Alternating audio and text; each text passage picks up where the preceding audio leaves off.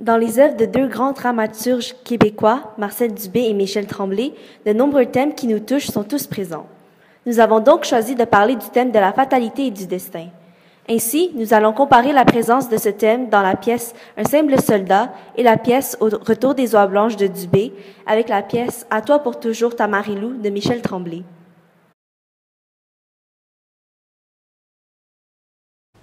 Le premier des trois livres que nous allons parler aujourd'hui est donc Un simple soldat de Marcel Dubé qui a été écrit en 1957.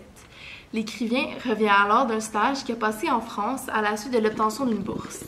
C'est surtout durant cette période que se déroule l'après-guerre qui va marquer une relance économique importante chez les Québécois.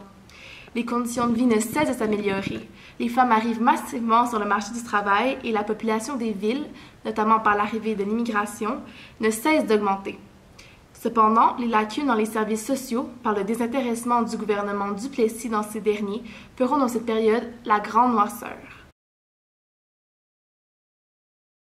Ainsi, les premières pièces de Marcel Dubé dépeignent la vie de la classe ouvrière en ville, parlant de l'adolescence et de la contestation de la société qui met les jeunes en marge de cette dernière, thème fondamental dans l'histoire de Joseph, protagoniste d'Un simple soldat.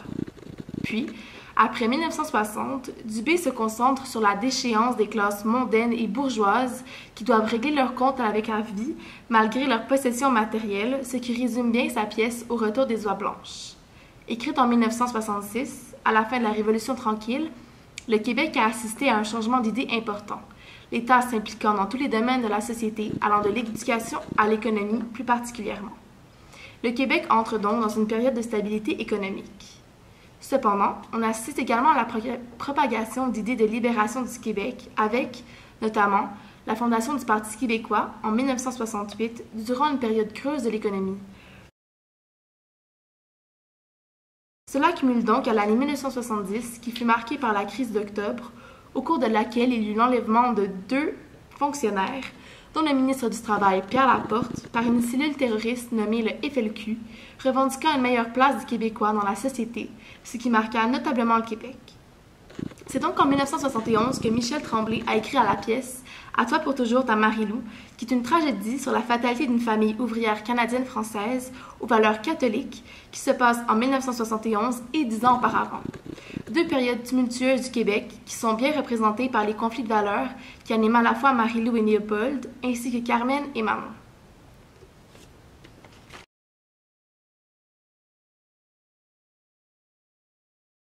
Le thème de la fatalité du destin ressort tout au long de l'œuvre Un simple soldat de Marcel Dubé. Ce thème touche particulièrement le personnage principal, Joseph. Ce dernier avait comme objectif, comme raison de vivre, d'offrir de la gloire à sa famille, de mourir en tant qu'héros lors de la Deuxième Guerre mondiale, en succombant lors de celle-ci en tant que soldat de la guerre. Cependant, la guerre finit avant qu'il puisse réaliser son but.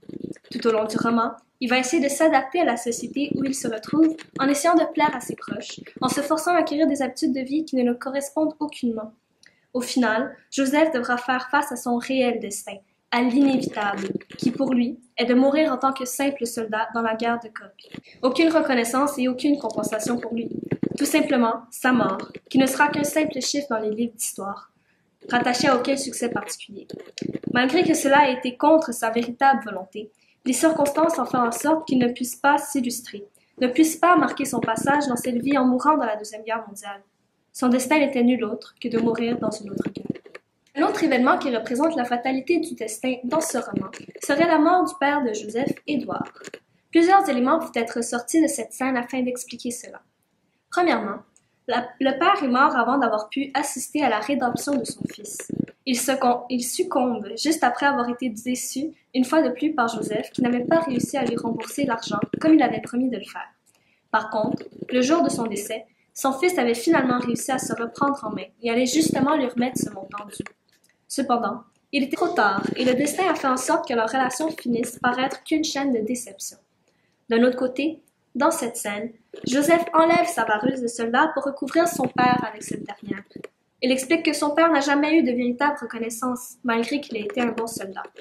Cela nous porte à croire que Joseph voulait se démarquer en mourant lors de la Deuxième Guerre mondiale, non seulement pour sa gloire personnelle, mais aussi pour racheter la dignité de son père qui, lui aussi, avait été un simple soldat lors d'une de ces guerres.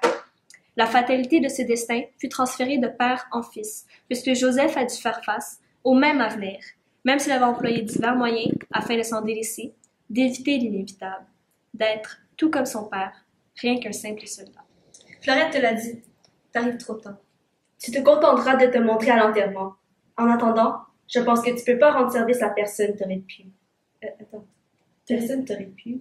Il y a une semaine? Personne. T'aurais pu il y a une semaine. Tu te contenteras de te montrer à l'enterrement. En attendant, je pense que tu peux pas rendre service à personne. T'aurais pu, il y a une semaine, mais t'as laissé passer ta chance. C'est fini maintenant. Tu le ferais plus souffrir. T'aurais pu m'attendre.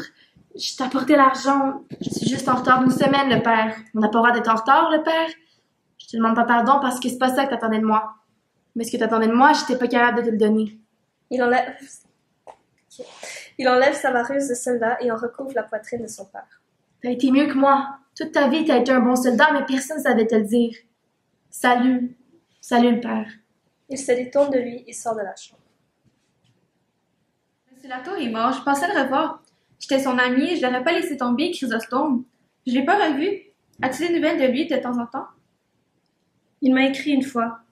Il s'est engagé en armée et puis il est parti en Corée. Incapable d'aller plus loin, Armand prend le télégramme et le tend à Florette. Elle accepte d'abord avec appréhension, puis le lit courageusement. Un long silence. Les yeux de Bertha et d'Armand sont rivés sur elle. Il a voulu. Comme un simple soldat.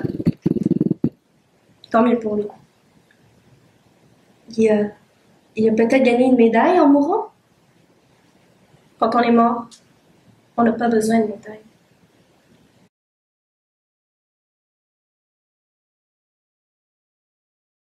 Les thèmes de la fatalité et du destin sont présents dans le roman au retour des oies blanches sous la forme d'un triangle amoureux, de conflits familial et de mensonges. Élisabeth est éperdument amoureuse de Thomas, un homme désirable pour bien de jeunes femmes. Cependant, elle se marie à Achille, le frère de Thomas, un homme qu'elle n'aime pas. Son propre père et Manon, la mère d'Achille, l'ont empêché d'aimer et de vivre librement. Et c'est le début d'un enchaînement d'événements. Même après le mariage, lorsqu'Achille était à la guerre, Élisabeth, dont ses sentiments demeuraient inchangés, part en voyage avec Thomas qui lui montre la joie de vivre. Pour la première fois, elle s'est laissée aimer et a été heureuse.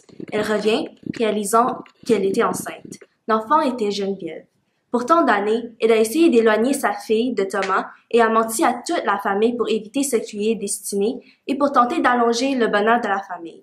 Cependant, parmi tous les hommes sur Terre, Geneviève, une fille innocente et naïve, succombe au charme de Thomas et tombe amoureuse de lui, sans savoir qu'il s'agit de son propre père.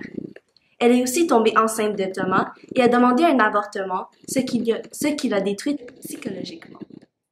Ces successions d'événements tragiques remplis de trahison ont mené à la mort de Geneviève, qui en avait trop sur le dos. Geneviève, naïve, impulsive et aveuglée par l'amour, a elle-même décidé de connaître la vérité en encourageant Élisabeth de tout cracher. Élisabeth, qui a voulu éviter le destin tragique afin de garder la famille fragile réunie, a finalement dû affronter celui-ci, ce qui a guidé Geneviève vers sa perte. Même à cela, le destin de Geneviève a écrit dès qu'elle est tombée amoureuse de Thomas. Tôt ou tard, la lourde vérité sortirait et elle aurait été incapable de l'affronter. Quant à la famille, elle n'a jamais été une véritable famille, puisque Élisabeth n'a jamais aimé Achille et ne va jamais connaître le bonheur. Cette fatalité est écrite dès qu'ils se sont mariés. Bref, la présence et même l'absence de Thomas a enlevé tout bonheur au personnage et a été l'élément qui a rompu les liens familiaux qui ont toujours été fragiles. Pourquoi sommes-nous coupables de vivre? Nous qui n'avons pas demandé à vivre, pourquoi? Tu te sens coupable, toi, Vivi? Non, maman, je me sens bien. Je me sens étrangement bien. Et pourtant, tu es malheureuse. Tu es une petite fille profondément malheureuse qui fait des rêves démesurés. Pour quelle raison? Parce que c'est ainsi que je suis faite. Dis-le-moi, maman, ton secret. Dis-le-moi que je le sache enfin. Il y a 20 ans, j'étais belle, j'avais un fils. Mon mari allait revenir de la guerre. C'était le mois d'octobre. Les eaux sauvages étaient de retour, il faisait merveilleusement beau. Et tu aimais Tom, c'est ça, hein? Tu aimais Tom. Je n'osais me l'avouer. Mon père n'était jamais loin, ni la maman d'Achille. Il montait la garde sur ma solitude. Il protégeait les possessions d'Achille. Mais un jour ou plus que jamais, je ressentais une merveilleuse envie de vivre et d'aimer. J'ai fait comme toi. J'ai écouté Thomas et je suis partie à la chasse avec Thomas. Et puis après, qu'est-il arrivé entre Tom et toi? Je me suis laissée aimer pour la première fois et la dernière fois de ma vie. Pourquoi était-ce la dernière fois, maman? Parce que nous fêtions quelques semaines plus tard le retour d'Achille. parce que Thomas s'absenta indéfiniment. Et j'étais seule à en porter les conséquences. Quelles conséquences, maman? Qu'est-ce qu'il y avait de plus important que ton amour pour Tom, maman? Toi, Vivi, quand Achille est revenu de la guerre, je te portais déjà en moi. Mais maintenant que tu sais, tu vas t'arrêter, Vivi. Regarde-moi, dis-moi qu'il faut que tu t'arrêtes. Regarde ta mère et dis-moi qu'au retour des oies blanches, il est peut-être dangereux de croire en l'amour. Trop tard, maman, il est trop tard. Rien n'est plus possible, rien ne me sera plus possible dans cette vie. Que pourrons-nous faire contre le destin qui m'a été fait? Le seul homme que j'ai aimé était mon père et je ne savais même pas. Tu as 20 ans, Vivi. Toi, tu peux encore faire quelque chose de ta vie. Laisse-moi, je n'ai besoin d'aucune tendresse, d'aucune amitié, d'aucun espoir. Je ne cherche plus rien parmi vous. Maman, il faudrait que tu viennes. Il faudrait que tu montes. Maman. L'année dernière, vers la fin de novembre, Geneviève s'est enfuie à Montréal. Tu te souviens? Oui, et quand elle est revenue, elle était si pâle, si maigre, si changée. Elle était enceinte de Thomas et prise de panique. Elle a trouvé un médecin hongrois qui l'a fait avorter. Et c'est surtout ça, je crois, qui l'a rendue presque folle. Elle ne pouvait plus trouver la paix à cause de ça, et elle en mourait un peu plus chaque jour. Après tout ça, ce qu'elle a appris ce soir, crois-tu qu'elle aurait pu survivre? Non, je pense pas.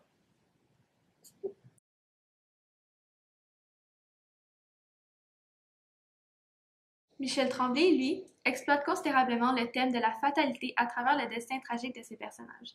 Dans son classique de la dramaturgie québécoise, À toi pour toujours, ta Marie-Lou, nous avons un excellent Continue, je vais Nous avons un excellent exemple d'un personnage qui repousse la réalité car elle est trop occupée à rêver au passé.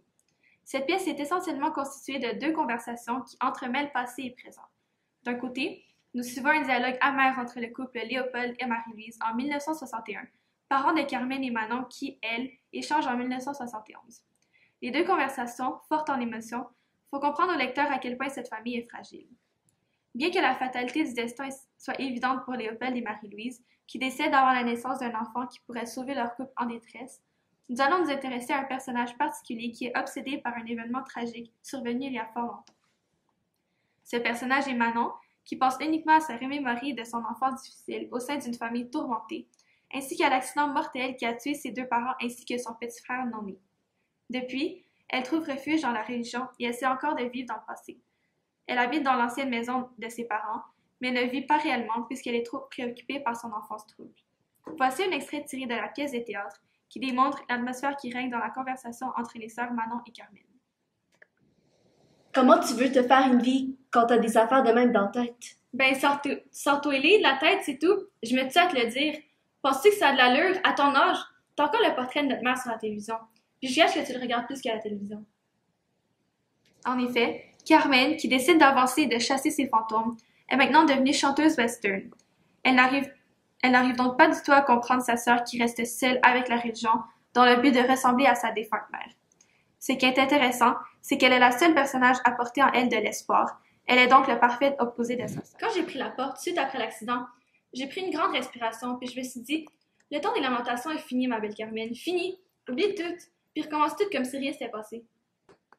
Manon ne sort plus de chez elle et fait tout individuellement, en évitant d'être en contact avec qui que ce soit, surtout des hommes qui lui font penser à son père qu'elle soupçonne avoir tué sa mère volontairement. Elle est donc coincée dans son passé et ne voit pas la lumière au bout du tunnel. Elle est destinée à vivre dans ses souvenirs pour le reste de sa vie.